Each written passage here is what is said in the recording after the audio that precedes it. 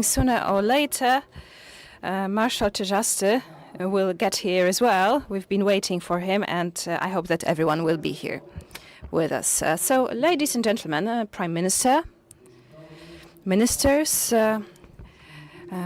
dear members of the Parliament, it is a great pleasure for me to welcome you on this beautiful Saturday morning. Welcome at the conference organized by three institutions. The first one is Foundation for European Progressive Studies, FEPS, foundation from Brussels. It's a foundation that was created in 2008, one of the political foundations of the European Parliament. And so since 2008, this foundation has been conducting scientific activities, supporting social democratic thinking, and raising important topics for social democrats and for progressive communities. Now, two other co-organizers is Amicus Europa, the foundation of Aleksander Kwaśniewski, which I have a pleasure to represent, and the Warsaw office of the Friedrich Ebert Stiftung. This is the third co-organizer of this conference. Now, ladies and gentlemen, I'm very happy to let you see this modern face of Warsaw.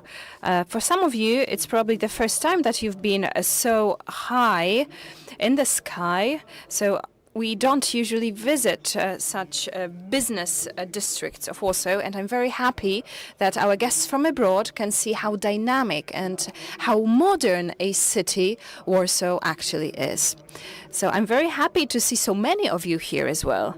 As we know that yesterday was the first day of spring, and so you skip school traditionally. It was not so good to organize a conference on this day. Today is the first real day of spring, so we are very happy to see you here. Now, the title of the conference is Peace, Prosperity and Progress, Europe.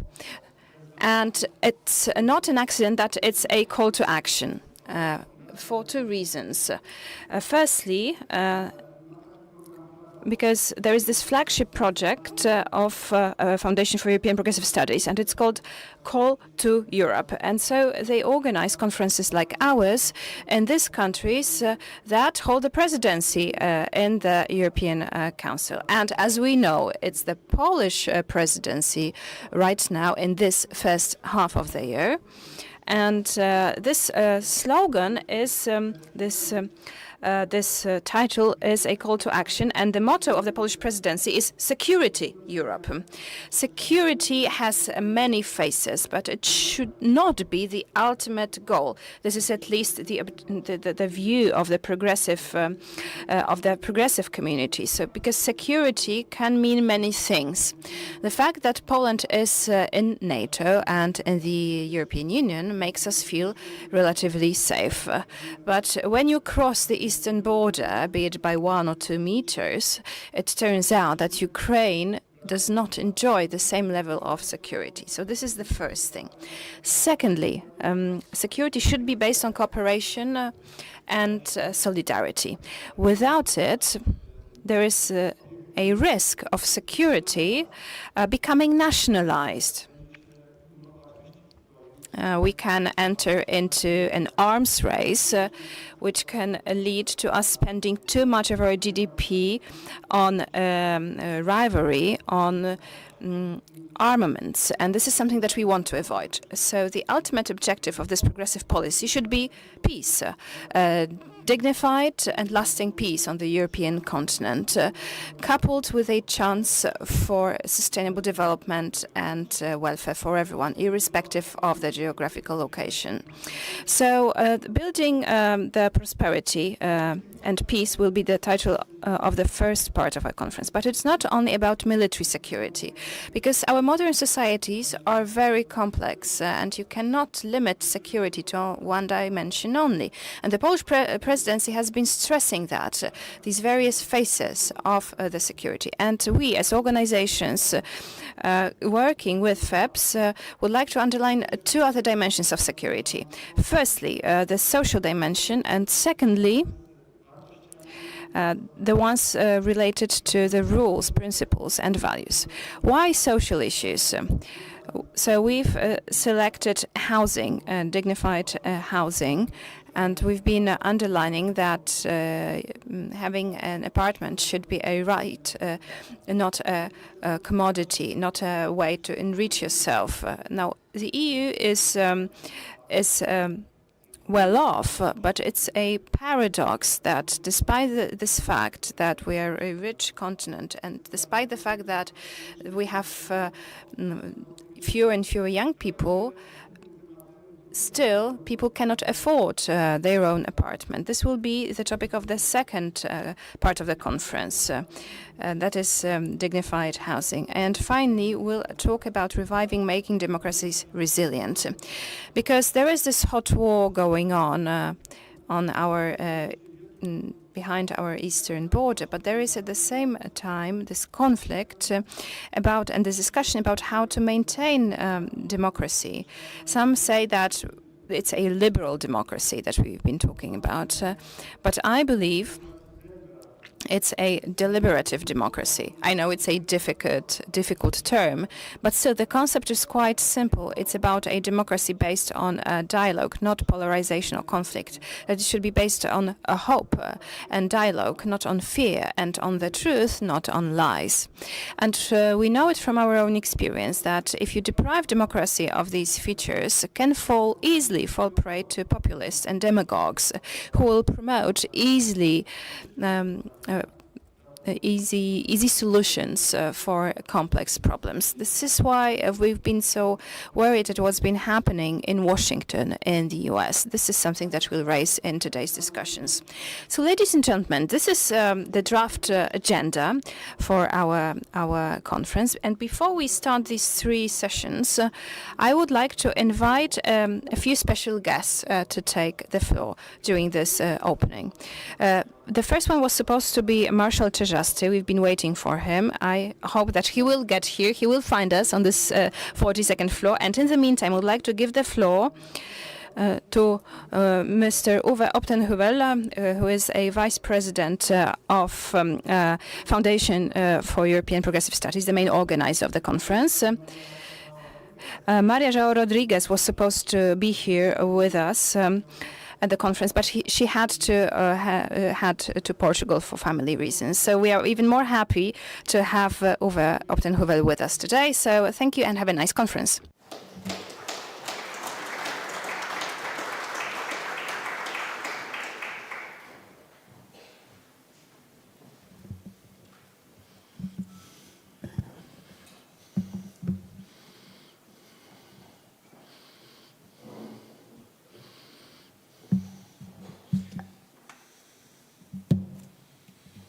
Good morning.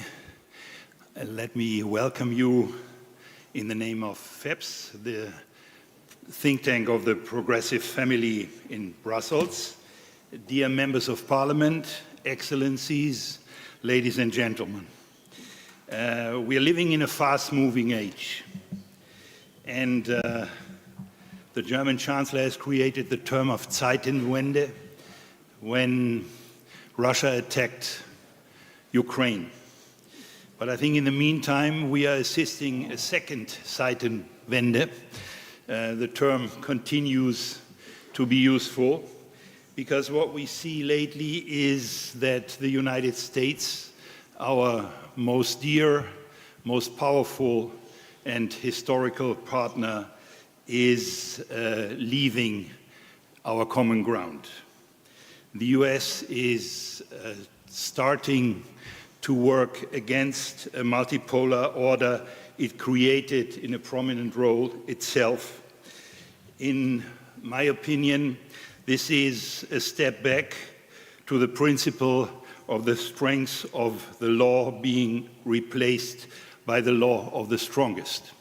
This is a civilizational step back. Somehow we're back to square one, back to the times of the First World War, when imperial powers tried to test their powers. This is something which changes profoundly the life for Europeans and for European institutions, be it the EU or other European institutions. But the threat we're facing at the moment doesn't only come from the war on the continent. It's a multi-dimensional challenge we are facing. The war is certainly the most pressing element in this, but climate change doesn't go away. The digital developments challenge our educational systems and dominate our whole lifestyle. Migration is one of the real big issues we have to face. So security, defense, and peace are an important but not the only challenge we are facing. So multidimensional challenges need multidimensional answers, which means that we should derive, and Irenaeus already alerted to that, to a comprehensive notion of security, which encompasses military, but also energy and climate, commercial, technological, digital, and to a large extent also our media and our media world, the media we're living in. The public of today is not the same we used to know in earlier times. Now, coming to defense, I think that the European Union is paying a price for its own ignorance. Not only the European Union, but also its member states and the non-member states of the European Union, the non-European member states. We really pay a price for this ignorance because we come from years of delay and procrastination, and we are reminded at the moment, I think, of Jean Monnet's lesson, which says Europe will be forged in crises and will be the sum of the solutions adopted for those crises. We are certainly in one of these moments again. Now, while the geostrategic pressure is undeniable, a unified EU response has yet to be achieved. Well-known political fault lines, national interest, and different strategic cultures question EU unity on defense matters. And for many states, it's difficult to imagine defense planning and capability development without the US.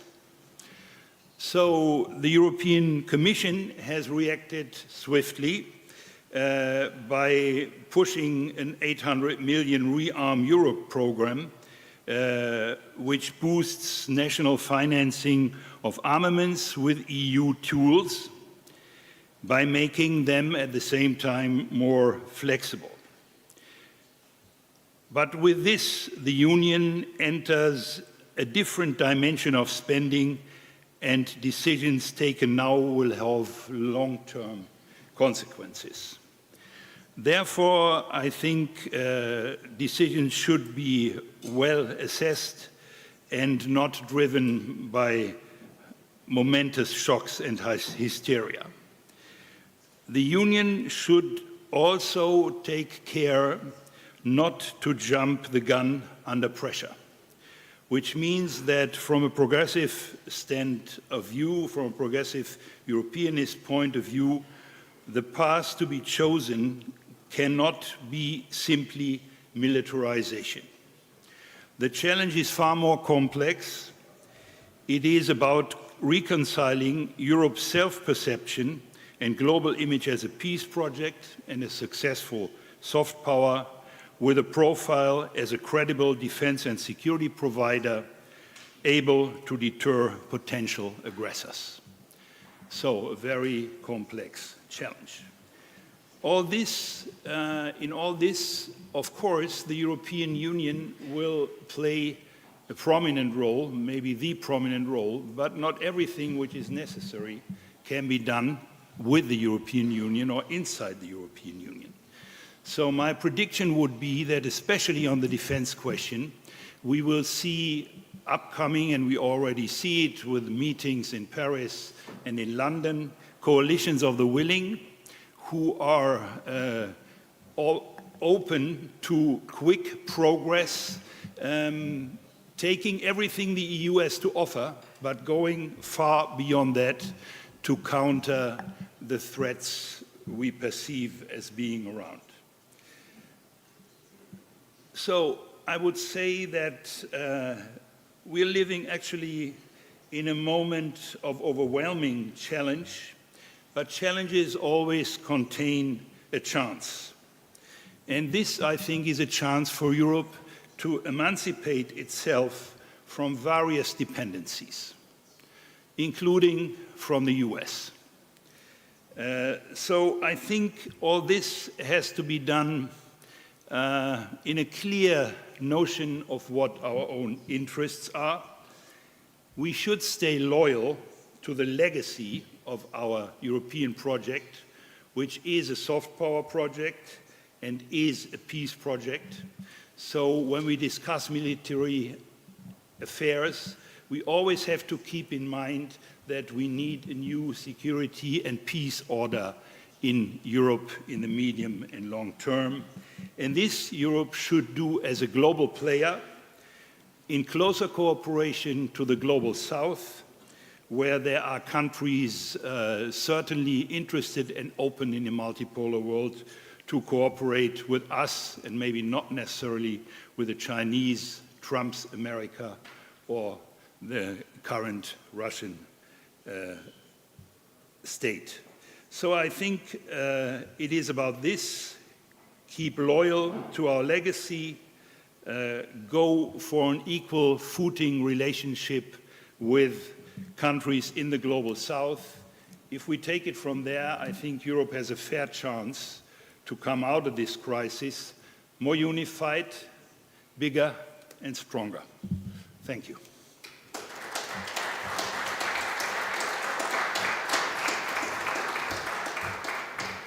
Thank you very much, Uwe. Proszę Państwa, mam dwie... Ladies and gentlemen, I have two pieces of news. The bad one is that Marshal Czarzasty, for political reasons, has to attend a different meeting.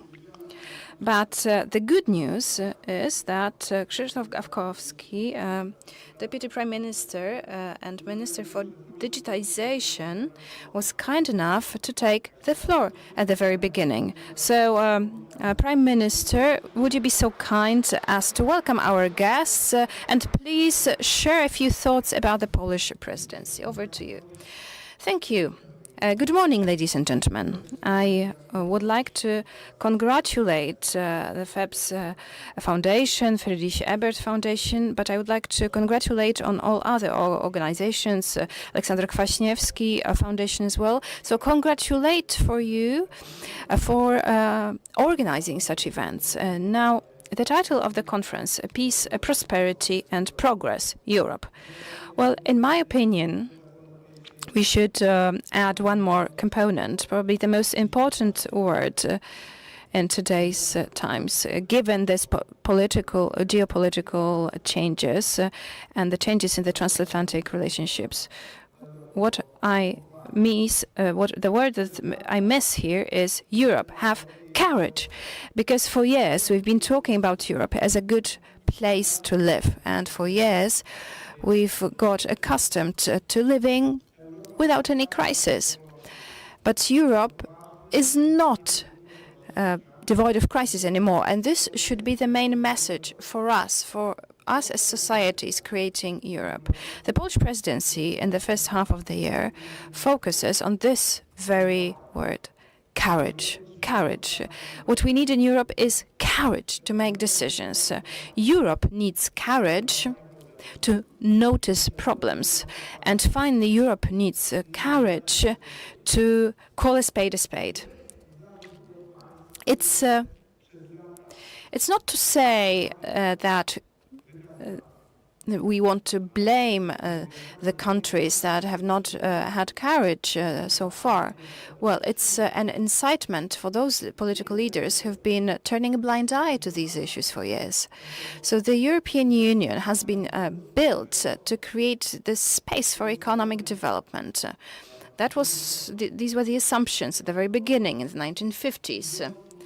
It was supposed to create a space for economic development and the creation of new ideas, but it was also based on the idea that we will be living free of war. And what we wanted to do was to avoid another war. Ich rozszerzeniach w And after those 10 years and those expansions, this concept was forgotten in Europe. It was forgotten because interest now was all that counted. Particular interests, which still today, even though transatlantic relations are in danger, we need to find a new way of relating to Washington, to the US. We need to take note of the problems in Asia and Africa. There are still countries in Europe, especially the big countries, those leading the EU, which think in terms of their wallets. And only then do they consider their responsibility to their citizens in order to protect them from crises. Europe will have prosperity provided there's no war, and we're not talking about a war that will sweep through Europe like a tsunami or nuclear war. What I mean is that if any country, those closest to us, whether it's the Baltic countries or Poland, or any other country in the vicinity of Russia, if any one of those countries gets attacked, all of Europe will descend into economic crisis. And either we will all be cognizant of this and we will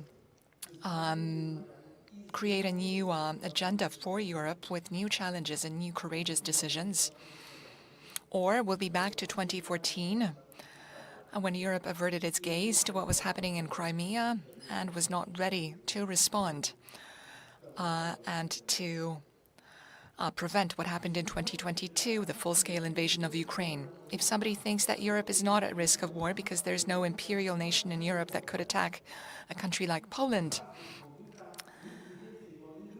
it is time, if one believes so, it is time to forget the slogan, never again. It's not a place and time when we can say that there will never be a war in Europe. It's not a place and time when we can say that even within the next 5 years won't bring a conflict that involves Poland. That is the real choice that we face today. It's not the choice for a generation. It's a choice that we face as politicians, as social activists, as those who care and who can decipher reality. So the real problems are not about growing our GDP and how fast that will grow in the next 5 years, or whether Poland will enter the Eurozone. How we're going to develop the investment profile of the European Central Bank,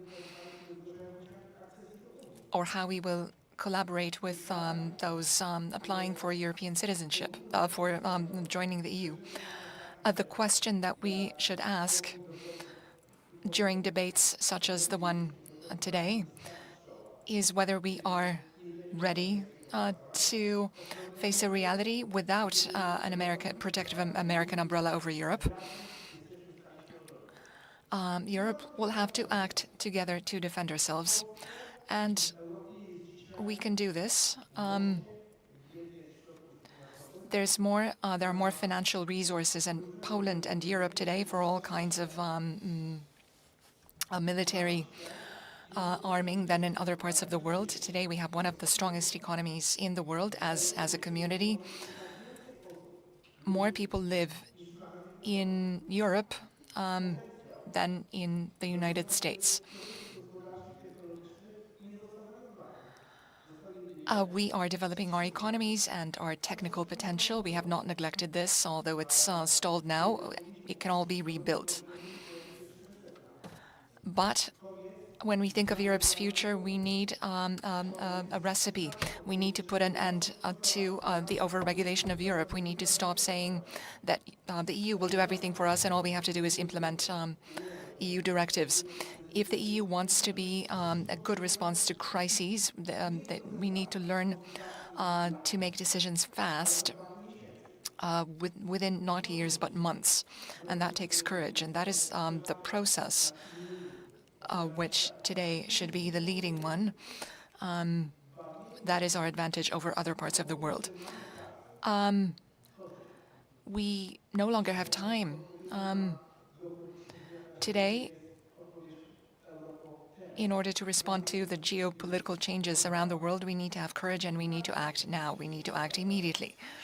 And that is the sort of discussion I would like to see here today, because it's all about our lives in the very near future. We're not talking about future generations, we're talking about us and how to protect Europe, including Poland, from crises that are going to be extremely significant. It's more important than making money or developing. We need to prevent war in Europe. If we overcome this threat, then Europeans will definitely have better lives.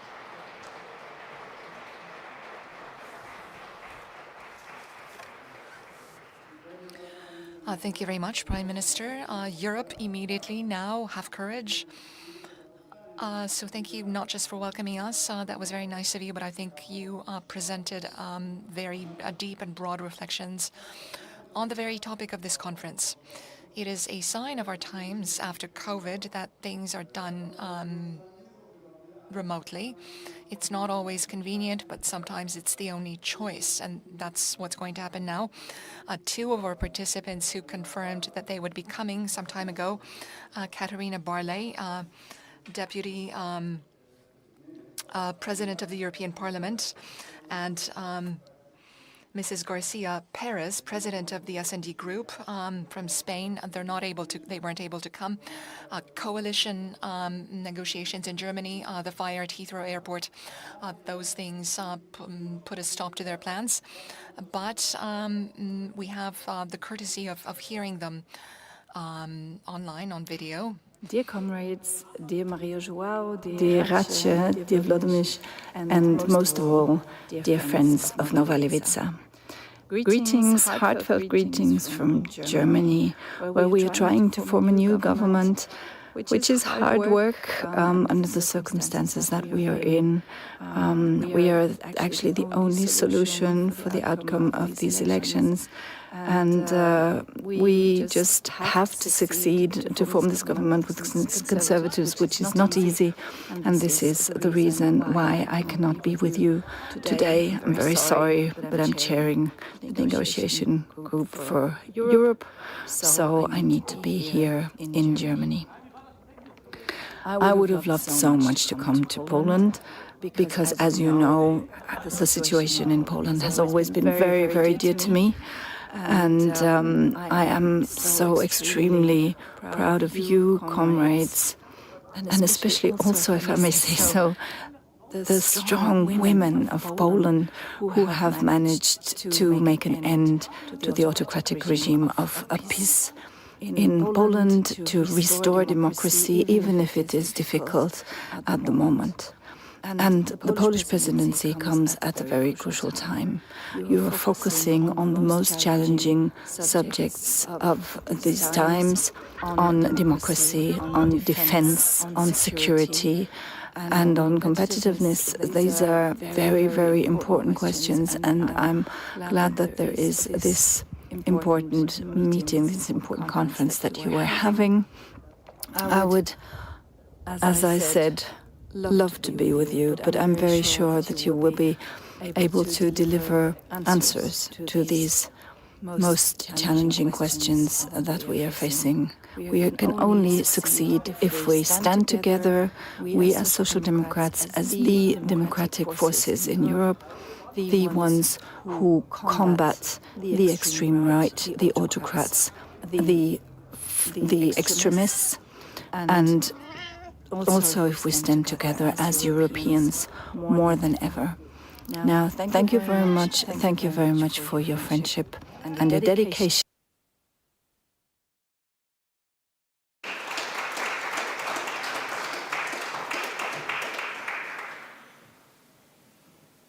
Amigos y amigas de la Fundación Europea de Estudios Progresistas, muchas gracias de corazón por vuestra invitación. Me gustaría poder estar hoy con vosotros en Varsovia, una ciudad que simboliza como pocas la resistencia y la determinación de Europa frente a la opresión. Hoy nos encontramos en un momento crucial para el futuro de nuestra Unión. A lo largo de la historia, cada crisis ha sido una oportunidad para avanzar en la construcción europea. Desde la reconstrucción, tras la Segunda Guerra Mundial hasta la caída del muro de Berlín o la pandemia, hemos aprendido que solo juntos somos capaces de superar los desafíos y salir fortalecidos. Ahora, una vez más, nos enfrentamos a una encrucijada. La guerra en Ucrania ha dejado claro que la Unión Europea no puede seguir dependiendo de terceros para su seguridad. La amenaza es real y por primera vez en décadas la paz en nuestro continente no puede darse por sentada. El plan de rearme propuesto por la Comisión Europea es un paso en la dirección correcta, pero no es suficiente. La movilización de 800.000 millones de euros es un esfuerzo necesario, pero debemos garantizar que los recursos lleguen de manera equitativa a todos los Estados miembros. No podemos permitir que las diferencias en la capacidad fiscal fragmenten nuestra defensa y disparen los costes. Necesitamos más solidaridad, más integración y más ambición. Necesitamos un instrumento financiero respaldado por deuda común que sea el sucesor del Next Generation EU. Y sobre todo, debemos garantizar que esta inversión en seguridad no se haga a costa del bienestar social, porque si debilitamos nuestro modelo de cohesión, estaremos alimentando la desesperanza y dando alas a los extremistas que quieren destruir el proyecto europeo desde dentro. Nuestro compromiso con Ucrania debe ser inquebrantable. Hace más de 3 años el régimen de Putin lanzó una invasión brutal con el único objetivo de someter a un pueblo que ha elegido la democracia y la libertad. Desde entonces Ucrania ha resistido con una valentía que nos obliga a estar a la altura. Pero no basta con ayudarles a resistir, debemos garantizar que Ucrania gane la guerra.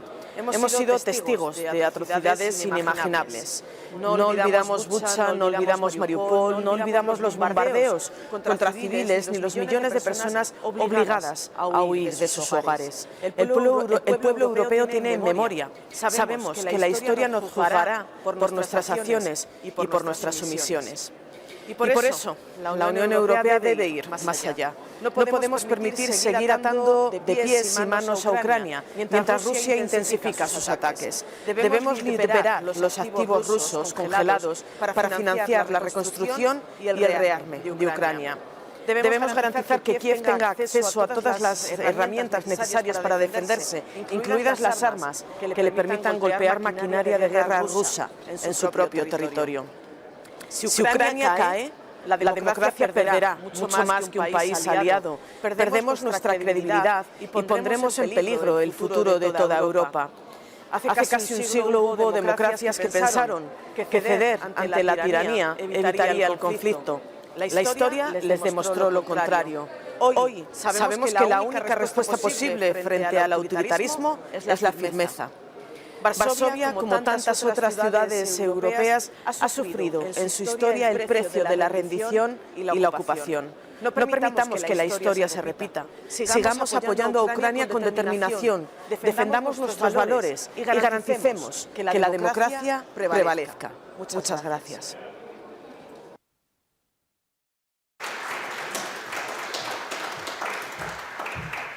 Dziękujemy bardzo naszym zagranicznym gościom. Thank you so much to our international speakers. I was struck by the words of Katarina Barley, who referred to our history and our experiences as Poles. All the organizations behind today's event, the role I was given now comes to an end, and I would like to hand it over to my colleague from the Friedrich Ebert Stiftung, who will chair our first panel. Max, the floor is yours.